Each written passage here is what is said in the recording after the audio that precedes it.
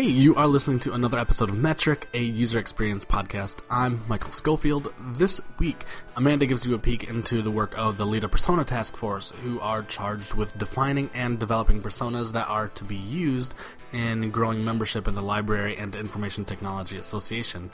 We, LibUX, are producing our first ever free webinar this Thursday, February 16th at 1 p.m. with Metric alum Tim Broadwater, a UI designer and certified UX developer that has worked for Fortune 500 companies, grant-based education initiatives, and higher ed.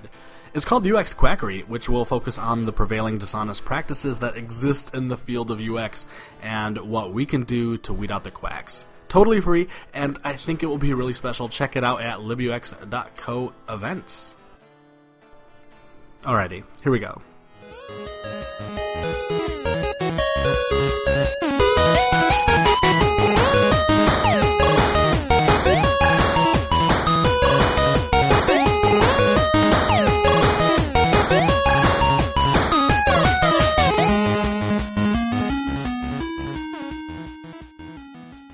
Hi, this is Amanda with LibUX. This week I'm here to talk about the LITA Persona Task Force and the free tools that we use to get our work done. So the LITA Persona Task Force ran from midwinter of 2016 to midwinter 2017, and there were 10 members, with 2 of them serving as co-chairs. The rest were broken down as 5 academic librarians, 3 public, 1 corporate, and 1 special librarian. This made scheduling for all of us to be kind of hectic, and we were trying to collaborate across the entire year with some touch points set throughout, such as for the annual meeting where they did some in-person interviews. The LITA Persona Task Force was charged with defining and developing personas for LITA. We did that through doing lots of research and then doing our interviews and surveys to pinpoint people. And reading from the background source on this, the purpose of this task force is to learn more and gather information about those who are a natural fit for LITA, whether they are currently a LITA member or not, through these personas. These personas will be used for LITA to create, refine, and communicate tangible benefits and actionable strategies that directly address these issues, needs, and expectations in the LITA membership. Basically, the task force was to try to figure out how we can appeal and find more LITA members to join up. So, with those 10 task members who are all over the country, and we were having to figure out how to schedule ourselves, as well as you may notice, academic librarians work on a very different schedule compared to public librarians. We're not off in December. So it was a little bit challenging to keep up with each other, but we managed to work through some workflows using free tools to enable us to coordinate all our efforts. Communication was done via listserv emails, and then we met by various online hangout software like Google and this new one called Zoom. This was a little tricky for me because at times I was using the Digital Media Lab at my library, which has glass doors, so patrons could see me sitting in there, and they obviously knew who I was since I sit on desk several hours each week. So sometimes they'd be like staring at me through the door or tapping on the glass trying to get my attention. That was a little interesting. We then used Google Drive as our home base to be able to collaborate as we gathered all of our resources. And at the end of the project, it had folders for the project plan, data, research, minutes, data analysis, interviews, survey, and of course the personas itself and the final report, which was given to the board at midwinter 2017.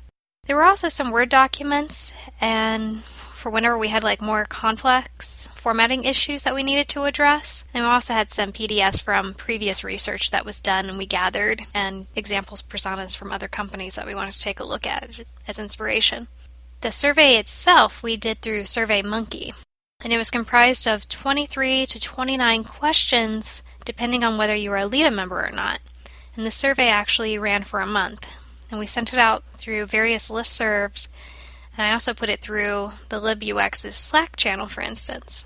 And one of the members was very handy with figuring out how to create kind of a dashboard for us inside of Google Sheets and using Google Docs. So this is one of my favorite things about this project. It was a very simple Google Sheet, but she linked it out to various other documents in order to keep track of things, because of course we had example personas for members versus non-members, that we were interested in looking at kind of had the appearance of a more complex dashboard, actually, but it was really just a table with links to these other items. Now, within the Google Sheets, we actually had multi-worksheets, which were created with the links in between.